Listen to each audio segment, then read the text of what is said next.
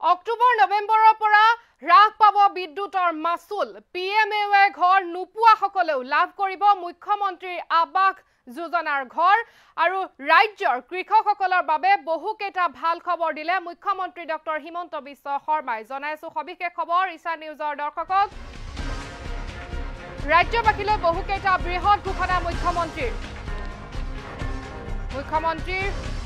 বহুকেইটা বৃহৎ ঘোষণা অক্টোবৰ নৱেম্বৰ মাহত পুনৰ হ্ৰাস পাব বিদ্যুতৰ মাচুল এটকা বা 50 পইচা কমিব পাৰে ইলেক্ট্ৰিচিটিৰ দাম পিএমএৱে ঘৰ লাভ নকৰা হিতাধিকাৰীয়ে লাভ কৰিব মুখ্যমন্ত্ৰী আবাস যোজনাৰ গৃহ আৰু ৰাজ্যৰ নিবনুৱা যুৱক যুৱতীসকললৈ ভাল খবৰ দিলে মুখ্যমন্ত্ৰীয়ে প্ৰতি বছৰে প্ৰতিটো সমষ্টিৰ 1000 যুৱক যুৱতীলৈ প্ৰদান কৰা হ'ব 2 লাখ টকা ইয়াৰ কাৰণে ভৰিব লগা নহয় কোনো ধৰণৰ সুত প্ৰতিখন জিলাৰ নামেৰে আৰম্ভ হ'ব মিঠাতেলৰ ব্ৰেণ্ড 5খন জিলাৰে কৰা হ'ব আৰম্ভণি এতিয়া জিলাৰ নামত আৰম্ভ হ'ব মিঠাতেলৰ ব্ৰেণ্ড স্থানীয় কৃষকৰ পৰা সংগৃহীত সৰিয়হেৰে প্ৰস্তুত কৰা হ'ব মিঠাতেল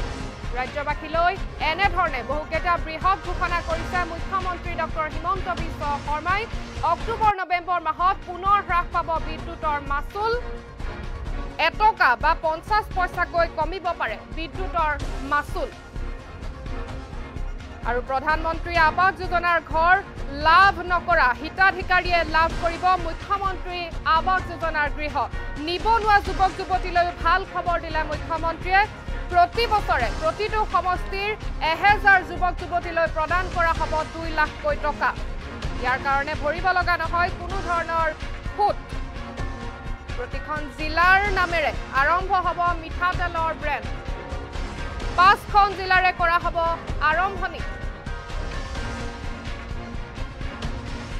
5খন জিলাৰে কৰা হ'ব আৰম্ভণি আৰু স্থানীয় কৃষকৰ পৰা সংগৃহীত সৰিয়হেৰে প্ৰস্তুত কৰা হ'ব মিঠাতেল আৰু এই সন্দৰ্ভত আছে মুখ্যমন্ত্ৰীৰ মন্তব্য কেইটা শুনাইছো অসমৰ 5খন জিলাত খেতিয়কৰ পৰা আমি মিঠাতেলসমূহ সংগ্ৰহ কৰি মিঠাতেলৰ এটা ব্ৰেণ্ড বনাই জিলাখনৰ নামেৰে কামৰূপা এই ধৰণৰ একোটা ব্ৰেণ্ডেৰে আমি জিলাখনৰ বজাৰ স্থানীয় কৃষকেদি আমি দখল কৰাৰ বাবে প্ৰচেষ্টা লম যাতে ৰাজ্যৰ বাহিৰৰ পৰা মিঠাতেল অনা আমি বহু পৰিমাণে কমাব পাৰো ঠিক সেই ধৰণে গাখীৰ কণী এই গোটেই কেইটা দিশত আমি মাছ আমি আত্মনিৰ্ভৰশীল হ'বৰ বাবে আমি চেষ্টা কৰিম আৰু সেই দিশত ইতিমধ্যে আমি দ্ৰুত গতিত আগবাঢ়ি গৈছো এই মই গ্ৰামাঞ্চলৰ ৰাইজক আশ্বাস দিব খুজিছো যে যোৱা এপ্ৰিল মাহত আমি ইলেক্ট্ৰিচিটিৰ খৰচ প্ৰতি ইউনিটত 1 টকা হ্ৰাস কৰিছো ভগৱানে যদি আমাক শক্তি দিয়ে অক্টোবৰ নৱেম্বৰত আমি আৰু 1 টকা নহলে 50 পইচা দাম আমি এই বছৰতে কমাবৰ বাবেও আমি সিদ্ধান্ত লৈছো আমাৰ প্ৰথমবাৰৰ বাবে গ্ৰামাঞ্চলৰ ৰাইজৰ প্ৰধানমন্ত্ৰী আবাস যোজনাৰ জিঅ' টেগিং সম্পূৰ্ণ দুৰ্নীতিৰ পৰা আঁতৰত থাকি কৰিবলৈ প্ৰচেষ্টা কৰা হৈছে আমাৰ মন্ত্ৰী শিৱৰাজ চৌহান ডাঙৰীয়া আহিছিলে তেখেতে জানুৱাৰী মাহত আমাক 3.5 লাখ নতুন ঘৰৰ আবলটন দিছিলে মোৰ লগত তেখেতৰ যোৱাকালি কথা হৈছিলে 8 তাৰিখে তেখেতে আকৌ এবাৰ অসমলৈ আহিব পঞ্চায়ত নিৰ্বাচনৰ পিছত আৰু হয়তো সিদিনাখন আমাক আৰু নতুন প্ৰধানমন্ত্ৰী আবাস যোজনাৰ ঘৰ বনোৱাৰ আবলটন দিব লগত নতুনকৈ জিঅ' টেগিঙৰ প্ৰক্ৰিয়াকো আমি সম্পূৰ্ণভাৱে দুৰ্নীতিৰ পৰা দূৰত থাকি সম্পূৰ্ণ কৰিম যাতে অনাগত দিনত আমি প্ৰাপ্যজনক আৰু প্ৰধানমন্ত্ৰী আবাস যোজনাৰ ঘৰ আমি দিব পাৰো আমাৰ লক্ষ্য থাকিব শেষলৈকে গৈ যিসকলক আমি প্ৰধানমন্ত্ৰী আবাস যোজনাৰ ঘৰ দিব নোৱাৰিম গৈ টাৰ্গেটৰ কাৰণে তেওঁলোকক আমি মুখ্যমন্ত্ৰীৰ আৱাস যোজনাৰ ঘৰ দি হলেও প্ৰতিগৰাকী দুখীয়া মানুহক ন্যায় প্ৰদান কৰাৰ বাবে আমি প্ৰচেষ্টা কৰিম। চৰকাৰী চাকৰিৰ সমান্তৰালভাৱে অসমৰ যুৱ প্ৰজন্মক নিযুক্তি বা আত্মসংস্থাপনৰ ফালে আগুৱাই লৈ যোৱা আমাৰ দায়িত্ব। আমি সংকল্প পত্ৰত এইবাৰ ঘোষণা কৰিছো যে প্ৰত্যেকটো সমষ্টিত প্ৰতি বছৰে আমি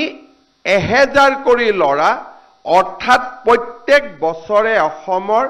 1,26,000 ল'ৰা ছোৱালীক আমি আত্মসংস্থাপনৰ বাবে কোনো ধৰণৰ মৰ্টগেজ সুদ নোহোৱাকৈ আমি 2 লাখ টকাকৈ তেওঁলোকক অনুদান হিচাপে আগবঢ়াম। প্ৰতি বছৰে 1000,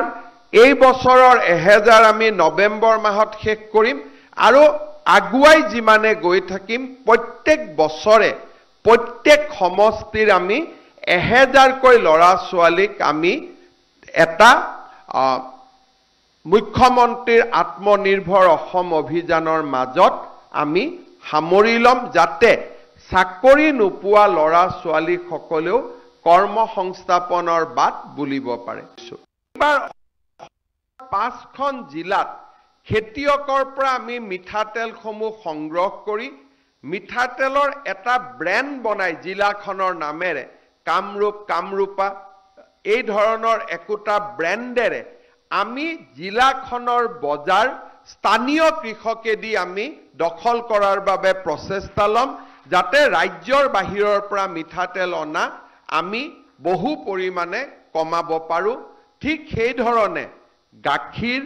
কণী এই গোটেই কেইটা দিশত আমি মাছ আমি আত্মনিৰ্ভৰশীল হ'বৰ বাবে আমি চেষ্টা কৰিম আৰু সেই দিশত ইতিমধ্যে আমি দ্ৰুত গতিত আগবাঢ়ি গৈছো। মই গ্ৰাম্যাঞ্চলৰ ৰাইজক আশ্বাস দিব খুজিছো যে যোৱা এপ্ৰিল মাহত আমি ইলেক্ট্ৰিচিটিৰ খৰচ